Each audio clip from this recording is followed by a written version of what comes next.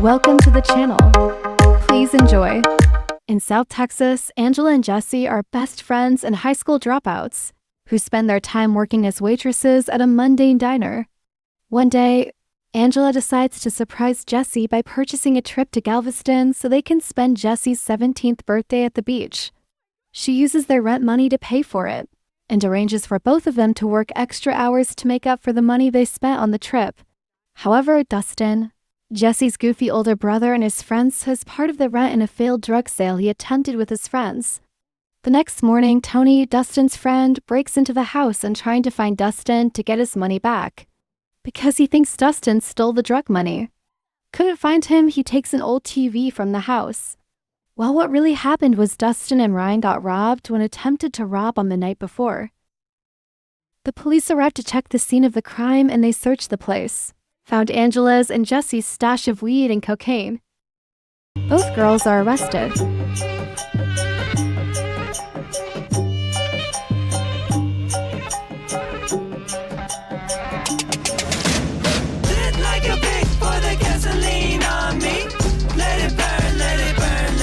They were taken to juvenile detention and tried to call their boss, but the phone isn't working.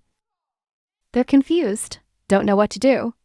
They'd promised to their boss to work extra hours to make up for the money they were planning to spend on their trip.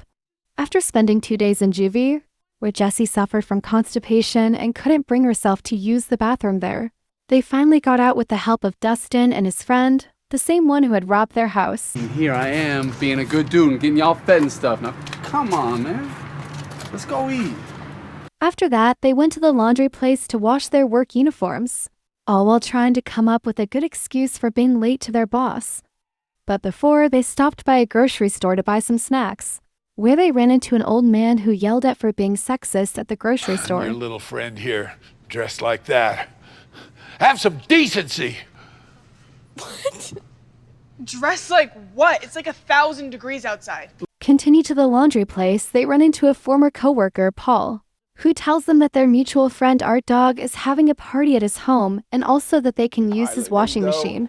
It's Tweedledee, Tweedledum. Oh shit. Hey, just holler at me when I get done, alright? Oh, thank you so much. At Art Dog's house, the girls try to remain sober, but they eat cannabis cookies by accident because they thought it was chocolate. They tried to throw it all up, but couldn't. They showed up at the workplace completely wasted. Anybody home? Oh my god. They were called into their boss's office and given a talking to. Even though their boss genuinely cared about them, he still had to make tough decision to fire them. So we're hired back? No, you're fired. Coming here looking like the goddamn wreck of the Hesperus and as high as a kite. And even if I wanted to hire you back, you couldn't work like this. With all hope lost, Jesse comes up with the idea of convincing Brandon, his brother's roommate, to let them take the money from the cash register at the sandwich shop where he works, then call the police he was robbed. Jesse! At first, Brandon does not like the idea and thinks they'd lie to him, but he accepts when the girls promise to have a threesome with him, a promise they do not intend to keep. Okay, are you gonna do it or not? I mean, I would, but me thinks y'all are full of shit. Okay, well, how about we show you our boobs now as a teaser, just to show you that we're not, fucking around. At the same time, Dustin and his friends also were planning to rob the place where Brandon works. They broke in, wearing Jesse's stockings as masks, and scared Brandon to give the money from the cash register. The girls peek a little and immediately recognize them, telling them to take off the mask.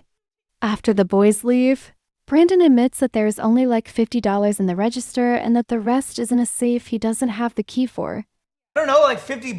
I did the safe drop before you guys got in here. Dude, what kind of broke-ass bikinis do you think we're gonna buy? Wait, safe, what's safe? I don't know, it's the safe down there, I don't have a key. Then the girls just making sandwiches.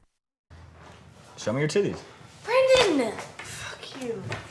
You can make a sandwich, just don't make a mess. I just cleaned up over there. She's my ass. Come on. Brandon's boss, Mr. Dixon, unexpectedly arrives and Brandon hides the girls in the utility closet. Dude, the fuck?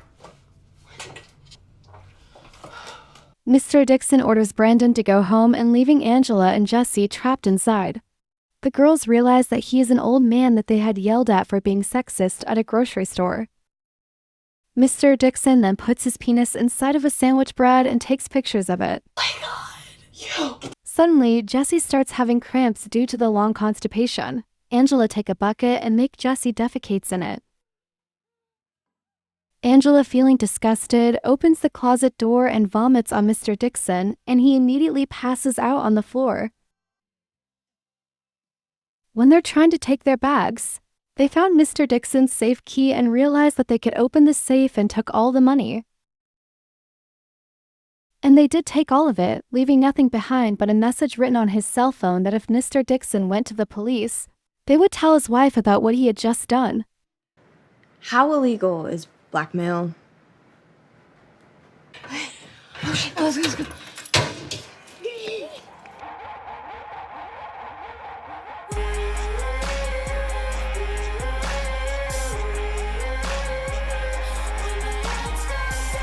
Back in the house where Brandon, Dustin, Ryan, and Tony are all deeply sleeping, Angela and Jesse decide to leave them enough money to pay the rent.